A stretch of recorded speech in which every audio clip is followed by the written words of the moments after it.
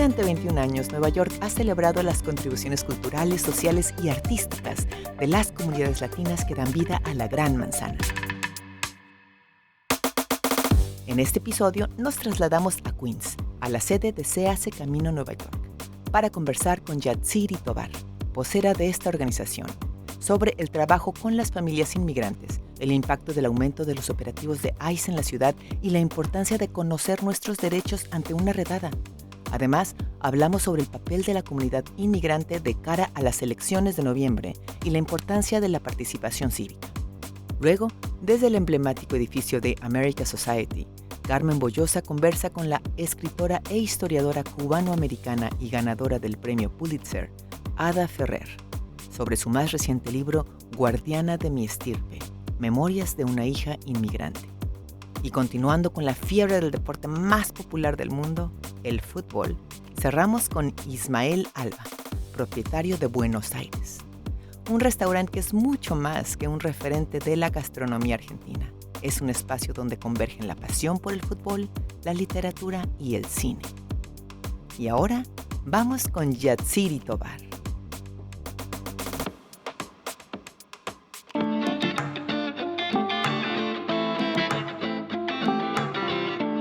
Me llamo Yatziri Tovar y trabajo como vocera de Se Hace Camino Nueva York. Creo que nuestra organización de Se Hace Camino Nueva York es una parte crucial de nuestra comunidad. Tenemos 5 oficinas principales en el estado de Nueva York, en Corona, Queens, en Bushwick, Brooklyn, en Westchester, Long Island, en Port Richmond, Staten Island. Y somos una fuente de información y recursos para nuestra gente, pero también somos una organización que empodera a nuestra comunidad, que nos organiza, ¿verdad?, para poder traer un cambio a la comunidad, no solamente a nivel estatal, pero también federal.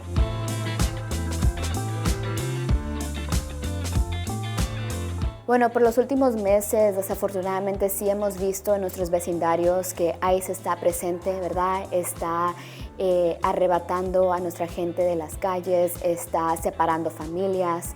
Lo hemos visto en las calles y también lo hemos visto como en los edificios de 26 Federal Plaza. Y lo que estamos haciendo es dándoles las herramientas a nuestra comunidad para que se puedan proteger.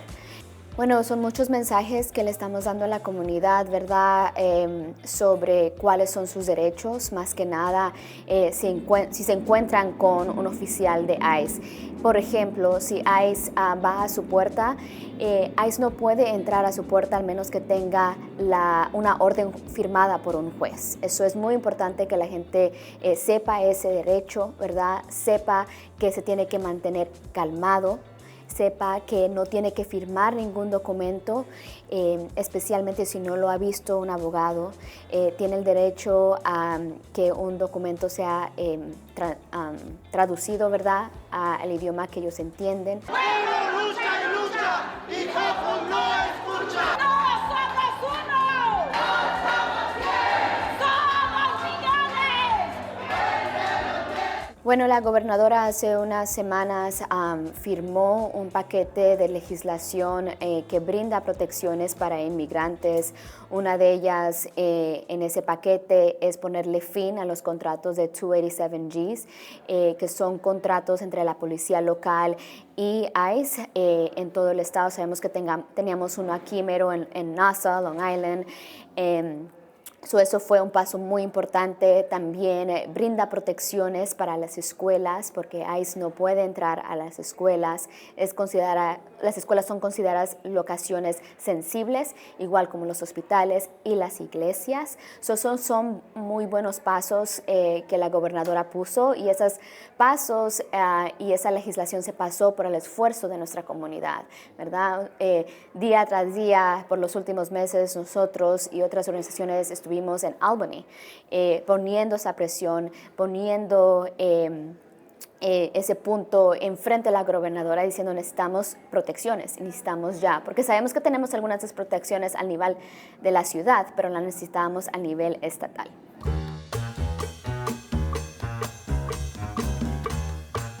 Las elecciones siempre son muy importantes para nuestra comunidad, puedas votar o no. es muy importante siempre resaltar tu voz, ¿verdad? Una persona que quizás no pueda votar, pero pueda ir a tocar a puertas, puede hablar con sus amigos, con sus vecinos, con personas que sí pueden votar para decirle, mire, este es el tema que a mí que me importa y este es el candidato que me está apoyando. Deberíamos de votar por ex candidato, ¿verdad? Y así las personas que sí tienen el privilegio de votar, que salgan a las urnas, que sean esa voz para las personas que no pueden votar.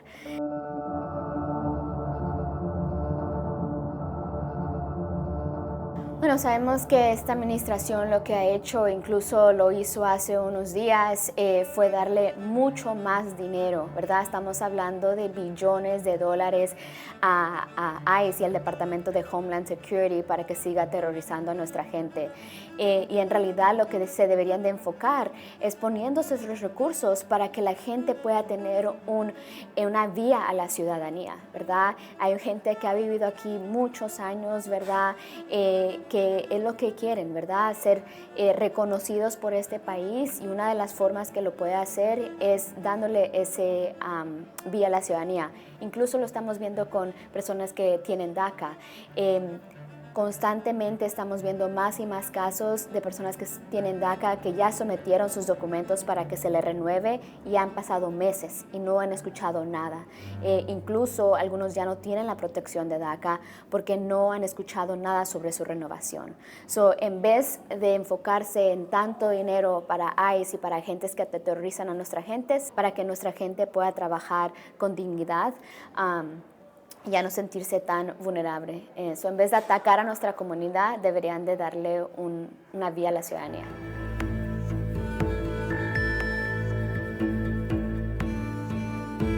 Y para que, sabemos que hablamos muchos de estos recursos, ¿verdad? Y a veces la gente no sabe a dónde acudir.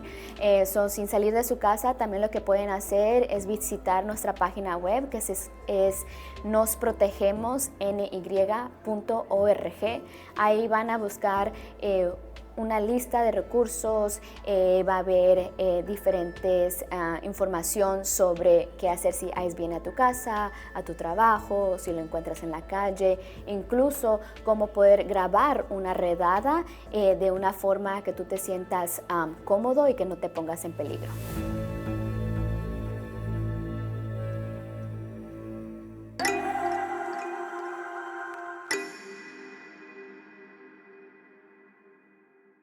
Cuando era mi cumpleaños y me preguntaban qué quería de regalo, era el mole de plátano que mi mamá lo cocinara, que me fascinaba tanto, o sea, sí, siempre fue mi favorito. Porque es bien curioso también que es el único mole que tenemos nosotros, ¿no? O sea, no hay otro mole, no hay mole salado, ¿no? Y esa base de chiles sin las semillas, tostados, mucho ajonjolí, chocolate y los platanitos fritos, ¿no? Nosotros hacemos la versión con el platanito frito.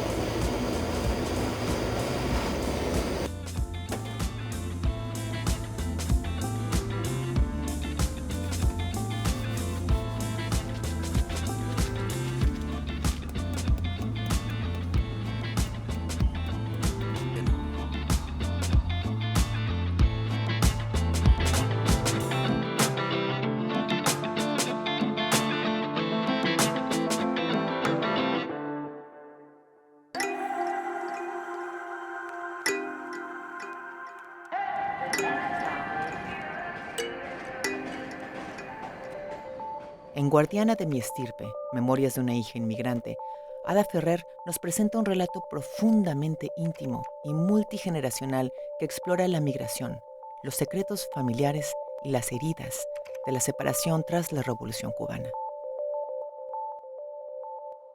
Bienvenidos a Nueva York.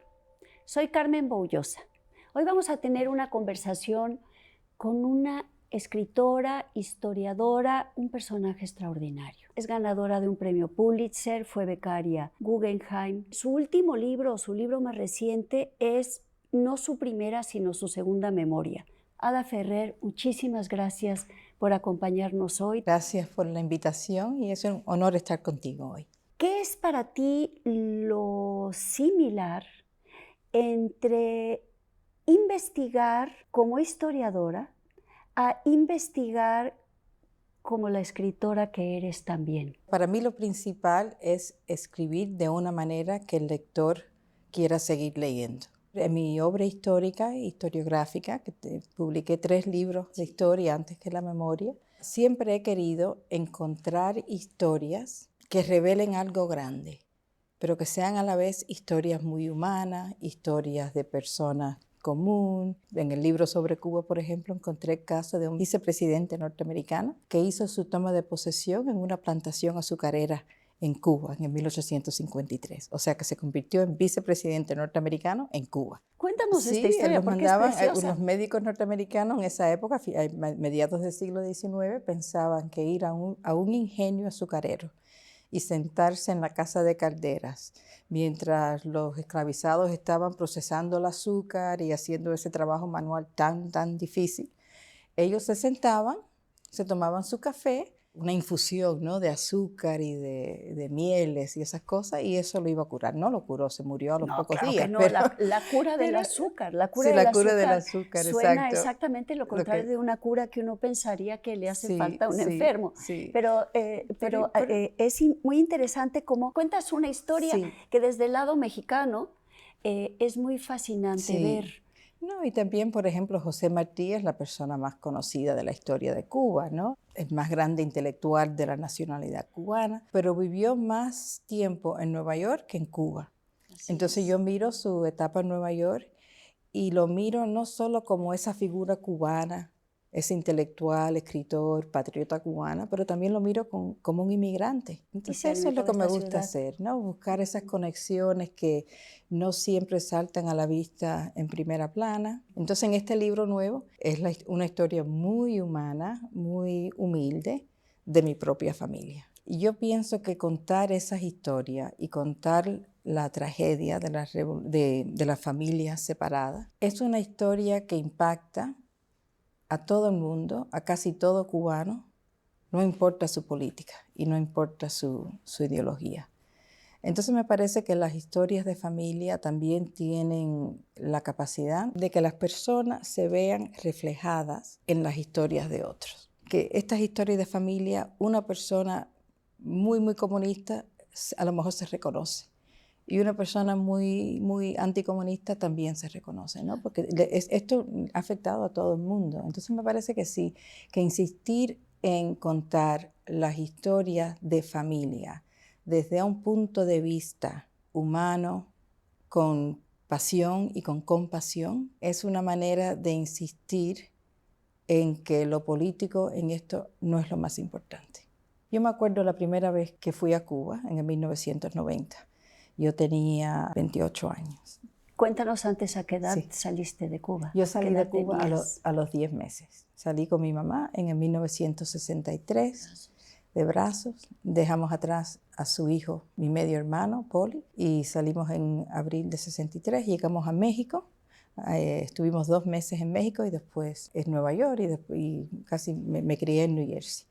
Pero la primera vez que fui a Cuba fue en 1990. Estaba empezando ya mi doctorado en la Universidad de Michigan en historia de América Latina, enfocándome en la historia de Cuba. Siempre había querido regresar a Cuba a verlo con mis propios ojos. Pero ahora, como una historiadora en formación, alguien que iba a hacer la historia de Cuba, tenía que ir a Cuba.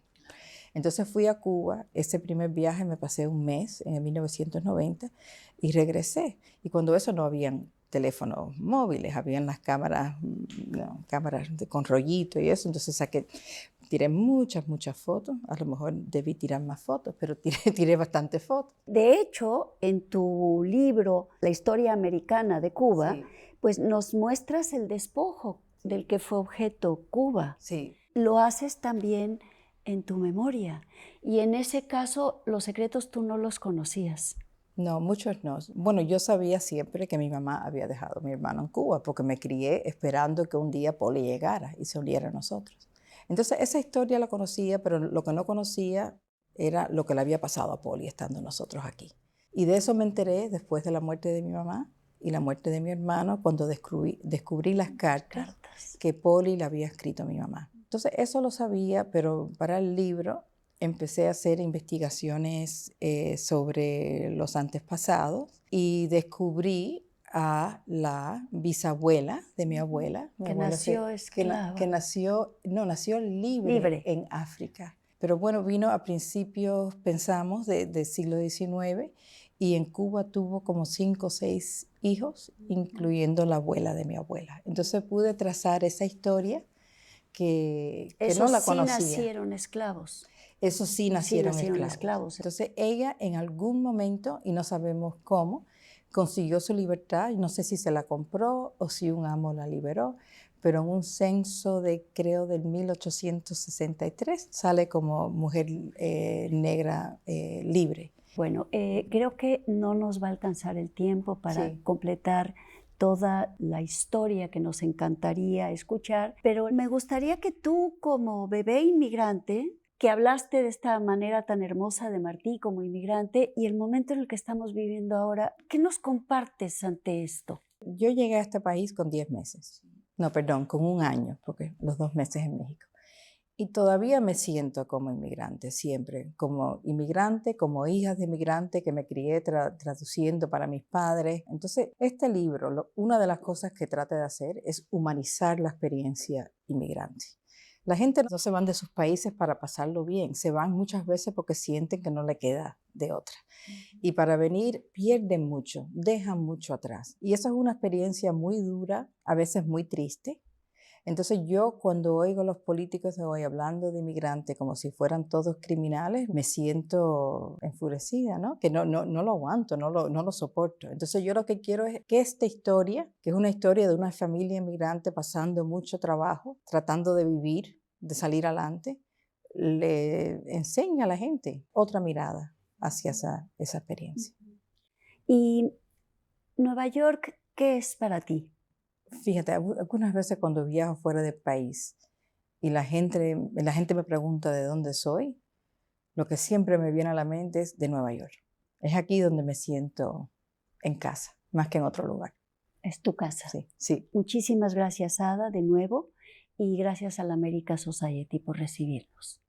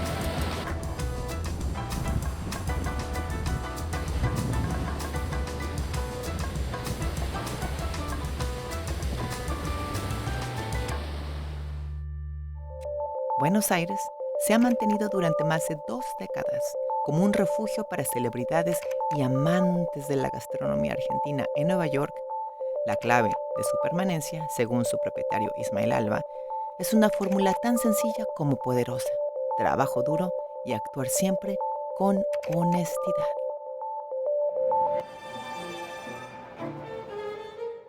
Mi nombre es Ismael Alba, nada más, tengo un solo nombre. Y yo nací en un restaurante. Mi padre español, mi mamá española, y tenían restaurantes, tenían todo ese tipo de negocios en la Argentina. Y me hacían cargar las heladeras de noche para que la bebida esté fría al otro día. Me hacían lavar copas. Después me dediqué a trabajar de mozo en el restaurante de mi mamá. Cuando venía yo iba a un colegio católico, trabajaba media hora, una hora ahí ayudando a mi mamá. Y pues mi papá se había muerto en un accidente. Y después me iba de vuelta al colegio. Esto, mira, me lo dio el Papa. Me lo regaló el Papa del Vaticano firmado. Me lo mandó después de darle de comer, ¿lo ves? Yo llegué en los 80 y vine con Juan José Campanella. Él fue a Tisch School a estudiar cine. Y bueno, era un niño cuando llegué acá. Y no pude seguir estudiando. Y me fui a trabajar al Waldorf Astoria. Y de ahí me estuve otro tiempo trabajando en el de la 52 entre Broadway y Octava. El Victor's Café era una mina de oro para un mozo, pero fortunas se ganaba ahí, fortunas. Ahí venía todo el mundo, Michelle Pfeiffer, Dustin Hoffman, todos los boxeadores, todo el mundo, todos los peloteros. Ahí conocí a medio mundo. Karina, mi mujer, me dijo, ¿por qué no abrimos un restaurante argentino? Y abrimos esto y tuvimos un golpe de suerte. Vino Donatella Versace. Y cuando vino Donatella Versace, empezó a venir todo el mundo. Nosotros no tomábamos reservaciones y al principio salimos entre los 100 restaurantes más baratos de Nueva York, entonces había una cola hasta la esquina y fuimos mejorando, buscamos la excelencia siempre. Yo importo la carne, tengo una importadora e importo la carne, traigo toda la carne vía avión de Argentina y otros productos más por containers, pero la carne por avión. No hay secreto, es la calidad y hacer sentir bien a la gente. Esto salimos ahora en la revista, ¿viste? New York Magazine. Te muestro la revista. Los 50 lugares donde pueden venir para ver la Copa Mundial. Está todo lo de los partidos, ¿ves? Yo iba a ver fútbol de chico, era todo para mí, y el cine. Iba con Juan José Campanella y mis amigos del colegio, íbamos a ver 2, 3 películas. En esa época te daban 2 o 3 películas de acuerdo al cine. Era una pasión, y el fútbol también.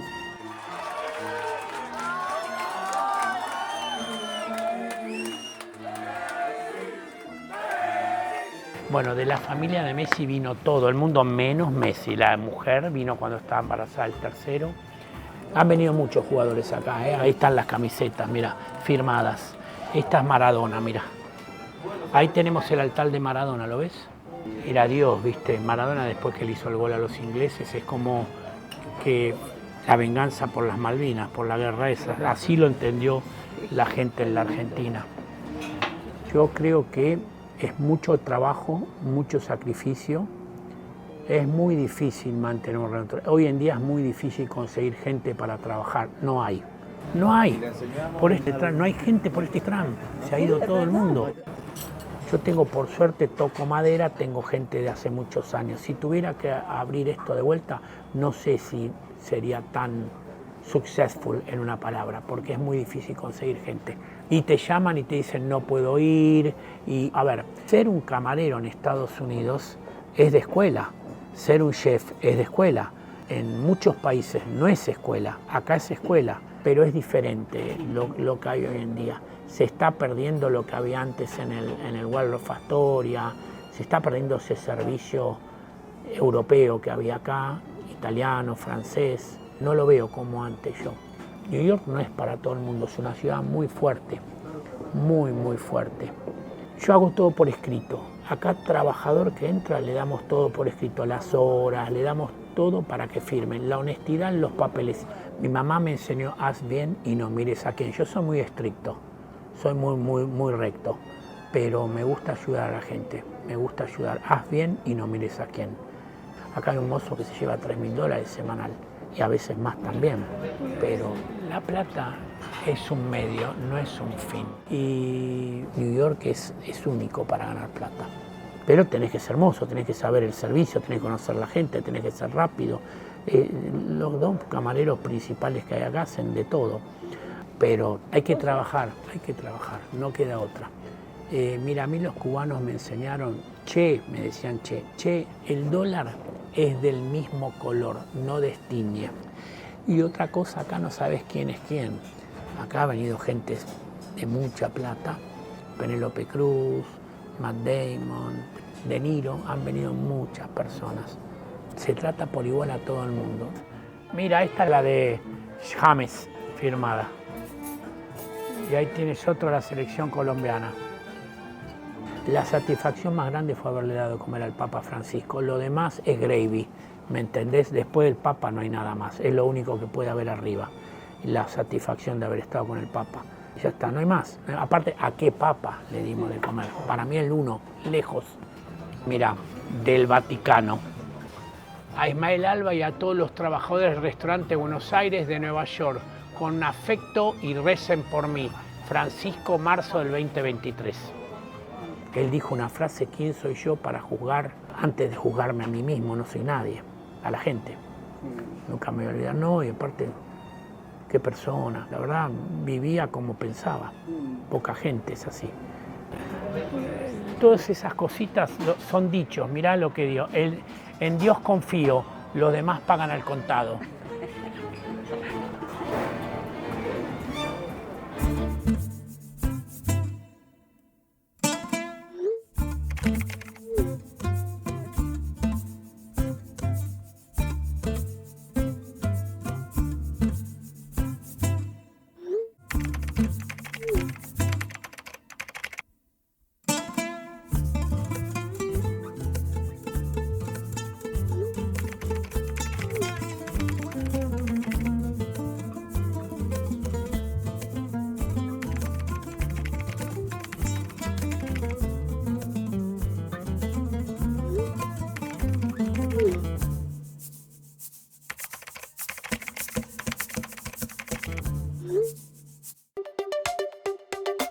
Los invitamos a celebrar el verano con nosotros.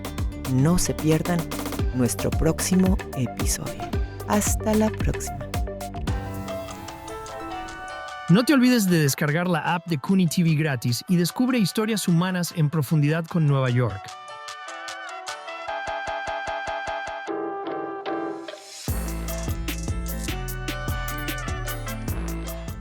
Todos los pueblos de habla hispana en el mundo entero están representados en Nueva York. Contáctenos tv.cuni.edu/Nueva York.